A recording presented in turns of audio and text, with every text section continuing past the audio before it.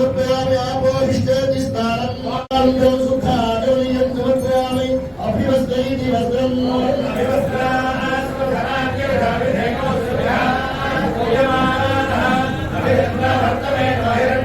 पीतवस्त्रधराय नमः ओम शुभांगाय नमः ओम दर्ददुर्गाय नमः ओम सूत्रवती समेताय नमः ओम परमहित्वमन्वस्तवन्ति उभेते विद्भरदुहे पृथिव्यां विष्णुवदे भक्तं परमस्य विक्षे तत्सुद्धरे अत्युज्ये ज्ञानार्घेतु प्रभुषत्वं कारकाश्रयं मंगलद्रव्यं निक्षिप्यपुण्याः वासुदेवस्य वासुदेवत्रयं सर्वभूतनिवासो सुवासुदेव परमपुत्रः तद्विष्णो परमं भवेत् तन्निकर्षयाक्षितारणीया तद्विष्णो परमं भगवो सदा पश्यन्ति सोदयः देवचक्षुरागतं तद्विप्रासो विभञ्जको जागृता तत्समिन्द्रते विष्णोर्यत्परमं पदम् यावतमुत्रैः कलशत्रैः विपणजगत्संस्कार्या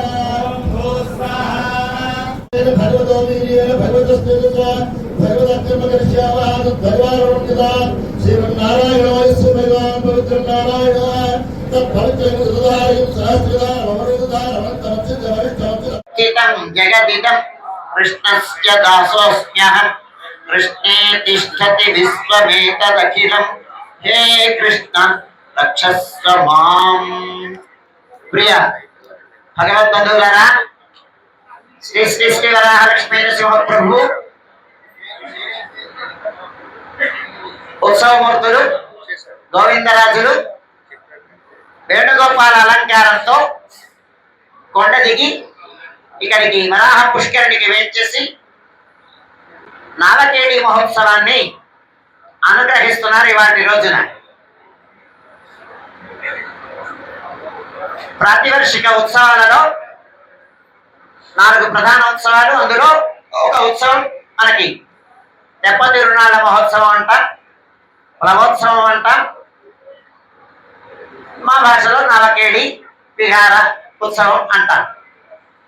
హంసాకృతి నామలో స్వామి వేంచేసి మనకి కనువిందు చేశాడు. హంసాకృతిలో ఎందుకు హంసనే నావగా తీసుకోవాలి? నావకి రకరకాలైనటువంటి రూపాలు ఇవ్వచ్చు కదా. అంటే క్షీరనీర న్యాయం తెలిసినది హంస. నీటిని పాలని వేరు చేయగలిగినటువంటిది హంస. భగవానుడు మంచిని చెడుని వేరు చేయగలిగినటువంటి స్వభావం కలిగినటువంటి వాడు. అందుకోసమని అవతారాలు, దశ అవతారాలు అంటాం కదా, ఆ ఆళ్వార్లు హంస అవతారాన్ని కూడా చెప్పారు. హంస అవతారాన్ని కూడా స్వీకరించేస్తారు. ఎందుకు అంటే చెడుని మంచిని వేరు చేయడం కోసమని. అయితే ఒక విచిత్రం ఉంది.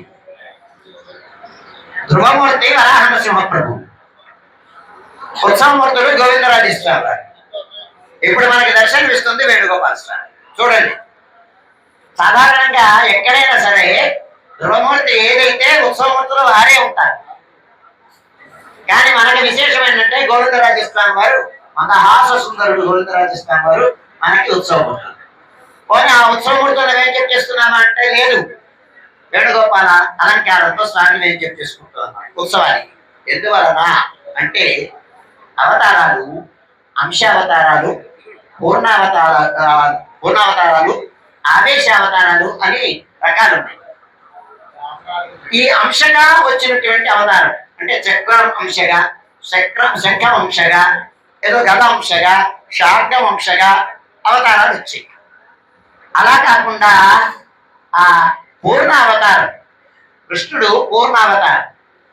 నారాయణ శ్రీమాన్ క్షీరార్ణవ నికేతన నాగపర్యంకం సృజ్యని ఆగతో మధురాంపురి అని సాక్షాత్తు పరమపదంలో ఉండేటువంటి స్వామి క్షీరశయానుడుగా వచ్చినటువంటి ఆయనే ఇక్కడ మధురాపురిలో కృష్ణుడిగా అవతరించాడు. ఎందుకు వచ్చాడు కృష్ణుడు అంటే సమాజాన్ని సంస్కరించడం కోసం వచ్చాడు కృష్ణుడు. ఎందుచేతనంటే కృష్ణావతారంలో విశేషం, రాముడు తన ఆచరించి ఇలా నడిస్తే నిలవండి అన్నాడు. కానీ కృష్ణుడు అలా కాదు, ప్రతివాడిని సంస్కరించాడు. ఇదం గుహ్యతమం, ఇదం గుహ్యతమం అని, ఇదం శృణు కౌంతేయ, ఇదం శృణు కౌంతేయ అని అర్జునుడి పాత్ర ద్వారా లోకానికి సందేశం ఇచ్చి చక్కదిద్దాడు సమాజాన్ని. రకరకాలైనటువంటి సన్నివేశాలలో. ఇది కృష్ణావతారం యొక్క ప్రయోజనం. మరి కాళింగం అర్థం చేశాడు కదండి, మడుగులో ఉండేటువంటి నీటి అందరూ ఉపయోగించవలసినటువంటి నీటిని విషపూరితం చేస్తున్నాడని ఆయన్ని మర్దించి వీళ్ళకి ఆయనకి వేరే చోటికి పంపించి ఈ మడుగునంతటిని అందరికి ఉపయోగకరంగా చేశాడు. అంచేత కృష్ణావతారం అనేటువంటిది సమాజాన్ని సంస్కరించడం కోసం వచ్చినటువంటి అవతారం కనుక దీన్ని పూర్ణావతారం అన్నాం. సరే, ఈ అవతారంలో ఇక్కడికి రావడం ప్రయోజనం. సాధారణంగా విహారం ఎప్పుడు చంద్రుడు కనుక, కానీ మహాస్వామిని అమావాస్య రోజున విహారం చేయాల్సి వచ్చింది. నాగకేళి విహారం అమావాస్య నాడు చేశాడు. ఎందుకు కృష్ణుడుగా వచ్చి మరి ఆవేళ రాసక్రీడ జరిపినప్పుడు ఎన్నెల రాత్రులలో కూడా రాసక్రీడ చేశాడు. మరి ఇవాళ అమావాస్య నాడు చేశాడు. కారణం ఏంటో తెలుసా? ఈ ఉత్సవం యొక్క ప్రయోజనం ఏంటంటే అజ్ఞానాంతమో విలుంఠనం చేయడం కోసం వచ్చినటువంటి అవతారం. అమావాస్య నాడు ఈ తటాకంలో ప్రదక్షిణం.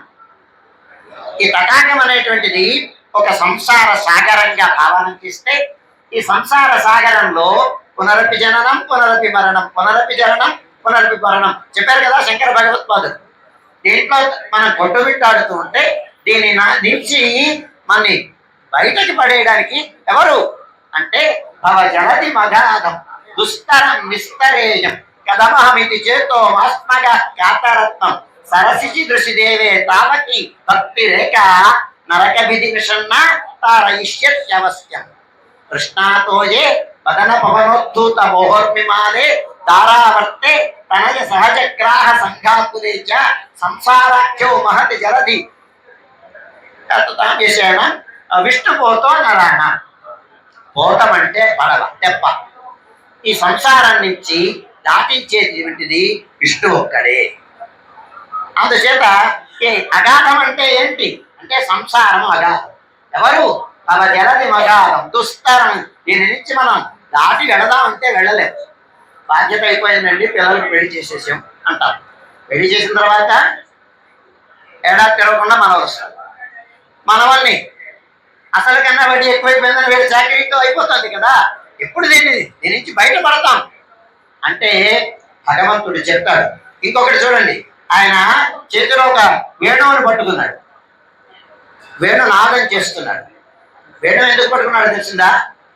వేణువుకి 8 రంధ్రాలు ఉంటాయి. మీరు గమనించేదే లేదు. 7 రంధ్రాలు, ఒకటి పూరణం చేసేటి వాయు పూరణం చేసేటి రంధ్రం, 8 రంధ్రాలు. ఈ 8 రంధ్రాలు భగవానుడు అష్టాక్షరీ మంత్రాన్ని లోకానికంతటికి నారాయణ నారాయణేతి నారాయణ ఎన్నోన్నామం అన్నారు తిరుమంగయ్య. నారాయణ మంత్రాన్ని లోకానికంతటికి నారాయణ అనరా నువ్వు ఈ అగాధం నుంచి సంసార సాగరం నుంచి బయటపడతావు అని చెప్పడం కోసమని ఆ స్థూలకంగా వేణు ధరించాడు. అది కృష్ణుడు మురళి చాలా గొప్పది. మురళి నువ్వు ఎంత అదృష్టం చేసుకున్నావు. ఏంటి చేసుకున్నావు అదృష్టం అంటే కృష్ణుడు ఏదో చెప్తున్నాడు కదా చెవికి. ఏం చెప్పాడు నీకు? రహస్యం అని ముఖ్యతమైనటువంటి మంత్రాన్ని అర్జునుడికి ఉపదేశించాడు. ఏంటి అర్జునుడికి ఉపదేశించాడు అంటే నీ లెజిటిమేట్ డ్యూటీ, కర్తవ్యాన్ని నువ్వు నిర్వహించు అని చెప్పాడు కృష్ణుడు. అందరికీ ఏం చెప్పాడంటే భగవంతుడు అనేటువంటి వాడు మనకైనా గొప్పవాడు ఉన్నాడు, మనలో గొప్ప భగవంతుడు ఉన్నాడు, ప్రాణిజాతమంతా భగవంతుడి అంతరాత్మగా అంతర్యామిగా ఉన్నాడు. వీళ్ళందరినీ నువ్వు భగవత్ స్వరూపంగా భావించి అందరి యందు ఆదరభావంతో ఉంటూ అనేటువంటి సందేశాన్ని కృష్ణుడు ఇచ్చాడు. అందరికీ ఉపకరించి పరోపకారం అందరి కోసం నువ్వు నేను అనుకోకు, నువ్వు దాసుడివి. ఎవరికి? మనకి కనిపించేటువంటి ఆ దర్శనీయమైనటువంటి స్వరూప భగవత్ స్వరూపాలు ఏవైతున్నాయో భాగవతులందరికీ నువ్వు దాసుడివి, భగవంతుడికి దాసుడివి అని భావన కలిగిన నాడు సమాజంలో అరమరికలు లేవు అనేటువంటి సందేశాన్ని మన కృష్ణ పరమాత్మ మనకి చెప్పాడు. వాళ్ళ పుష్యబహుళ అమావాస్య, వీరరాఘవ అమావాస్య అంటారు దీన్ని. తిరువళ్ళూరు అనేటువంటి క్షేత్రంలో వీరరాఘవ పెరుమాళ్ళు ఉంటారు. అక్కడ ఆయన దగ్గర మనకి వాళ్ళ దీప ఆరాధన చేసేటువంటి సంప్రదాయం ఉంది. అంటే వరిపిండి బెల్లం కలిపి ఆవు నేతితో ఆ దీపం పెట్టి ఆ దీపం కొండెక్కిన తర్వాత ఉపవాసం చేసి స్వామికి నివేదనం చేసి ఆ ప్రసాదం తీసుకోవడం అనేటువంటి సంప్రదాయం. ఈ దీపపు ఆ కొడి అంటాం, దాన్ని కానీ స్వీకరిస్తే సంతానం లేనటువంటి వారికి సంతానం కలుగుతుంది ఒక విశేషమైనటువంటి విశ్వాసం. అట్లాంటి ఆ అమావాస్య నాడు స్వామి మన యొక్క అజ్ఞానాన్నంతటిని పోగొట్టి ప్రకాశాన్ని మనకిచ్చి జీవితంలో వెలుగునిచ్చి స్వామి అనుగ్రహానికి పాత్రమయ్యేటట్టు ఆయన వాళ్ళు అయ్యేటట్టుగా మనని అనుగ్రహించాలి అని ఈ సందర్భంగా మనం స్వామిని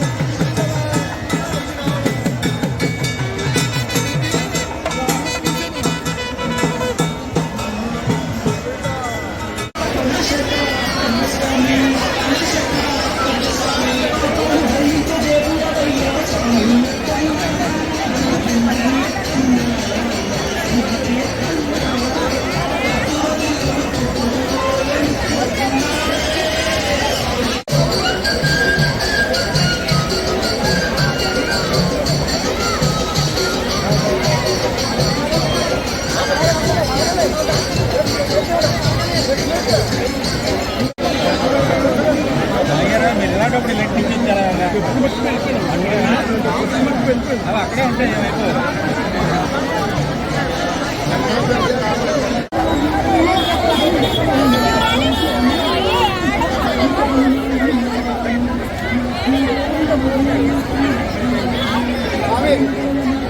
ఆల్రెడీ